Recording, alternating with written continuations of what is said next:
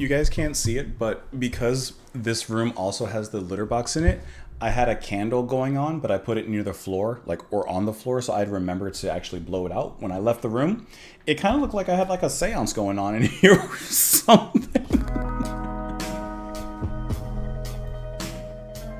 Oh, welcome back everyone to the channel. Hope you're having a lovely one out there. Today we are returning to Harry Nilsson. We're going to listen to this track 1, which is off of the album Aerial Ballet, which was released in 1968, his third studio album.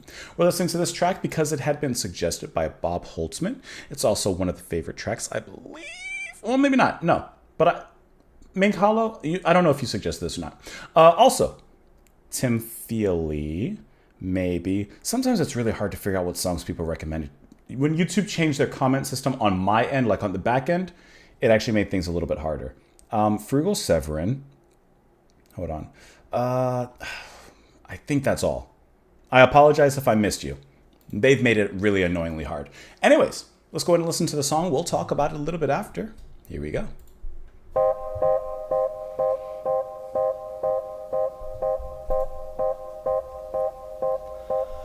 One is the loneliest number that you'll it's this song? ever do. I didn't know that this was Harry Nilsson. I know the song. Can be as bad as one. It's the loneliest number since the number one.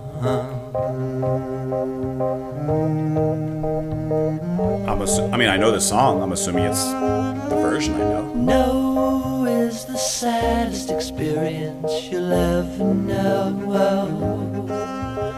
Yes, it's the saddest experience you'll ever know.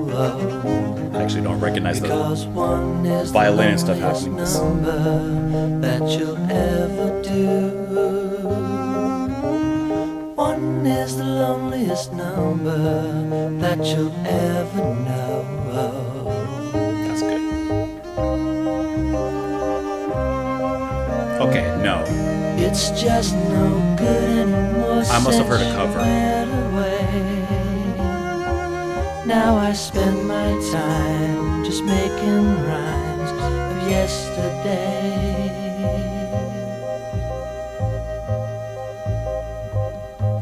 Because one is the loneliest number that you'll ever do.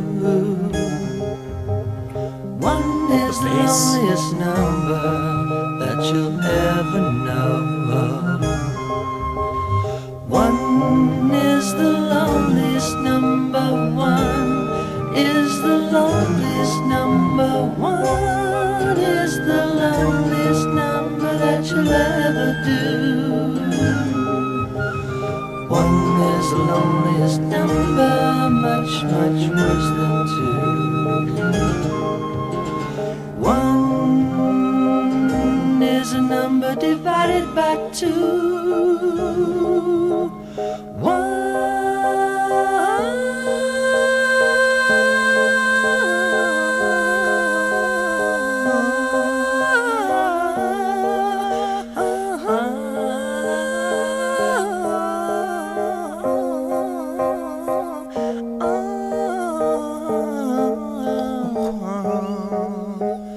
One is the loneliest number.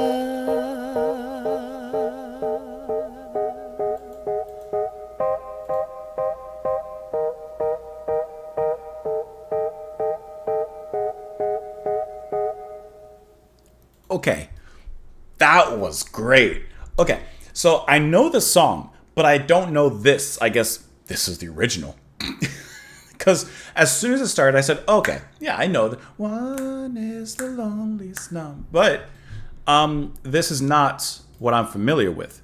I'm assuming, because I have the Wikipedia page pulled up here, and it says that a better known cover version recorded by Three Dog Night had made a lot of chart pop and stuff. So perhaps that's the version I'm familiar with. But either way, I know the song, but not Harry Nilsson's version. Okay, bringing it back. This was wonderful. So first thing I noticed is that looking at the track listing, this is the, not second to last, but third to last track on the album. So it works really well, I'd assume, kind of like bringing everything down, because it really is just a subtle piece of melancholy. That's what this track is. I love how, yes, the song is just about the loneliness and being alone and being one, and how the track kind of captures that really nicely. The track feels isolated and stuck in solitude and wanting to go out, but for whatever reason, unable to do so. I view this as looking out the window at the streets and seeing life and people out on the street and doing things and laughing with their friends, walking with their family, and someone who's a loner, maybe not wanting to be, but looking out at those happy people and just wishing that they could be out. Like, that's what I hear and that's what I see when I'm listening to this. The symphonic elements, the violins that were coming in were absolutely gorgeous. The bass being played, I'm trying to find who the bassist was on this particular track, but that stand-up bass was just absolutely wonderful to listen to. Here, it's going to be Mr. Larry Netchell, Wrecking Crew. He's coming in to wreck the bass, and he does so absolutely wonderfully.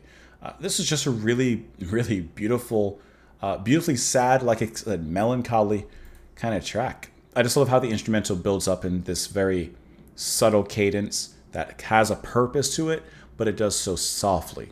It's a soft-spoken kind of sad song. Let's dive into these lyrics. 1 is the loneliest number that you'll ever do. 2 can be as bad as 1 is the loneliest number since the number 1. No is the saddest experience you'll ever know. Yes is the saddest experience you'll ever know. So in the lyrics, he's kind of giving you a little bit of a conflicting thought. Well, actually, no. It's not actually, because no is the saddest experience you'll ever know. Then he kind of, it's almost sounds like he conflicts it, but he's actually just reaffirming what he said. Yes, it's the saddest experience you'll ever know. I like how he confirms it, but it seems like it's going against what he just said. Because 1 is the loneliest number that you'll ever do, and 1 is the loneliest number you'll ever know. It's just no good anymore since you went away. Now I spend my time just making rhymes of yesterday. Just waxing poetic and thinking about the former times that will never come back. Then it just repeats, of course, 1 is the loneliest number. Much, much worse than 2.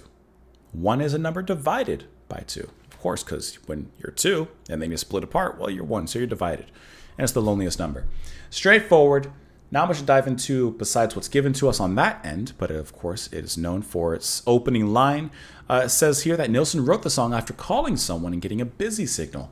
He stayed on the line listening to the beep, beep, beep, beep tone, writing the song. Hold on. Hold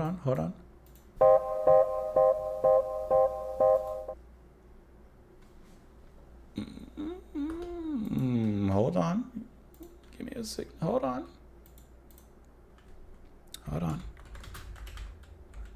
You just work with me here. You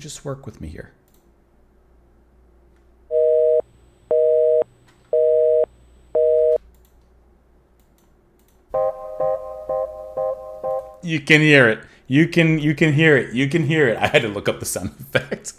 That's really cool. That inspiration coming through in that way. I just wanted to hear how similar it sounded there. Like I mentioned, a better known cover version recorded by Three Dog Night reached number 5 on the US Billboard Hot 100 in 1969 and number 4 in Canada. It was also recorded by Australian pop singer Johnny Farnham, reaching number 4 on the Go Set. Never heard of that one. National Top 40. And here's some of the chart information as well. 4 in Canada, 16 in New Zealand, US, 5 on the Billboard Hot 100, and 2 on the Cashbox. That's a good track.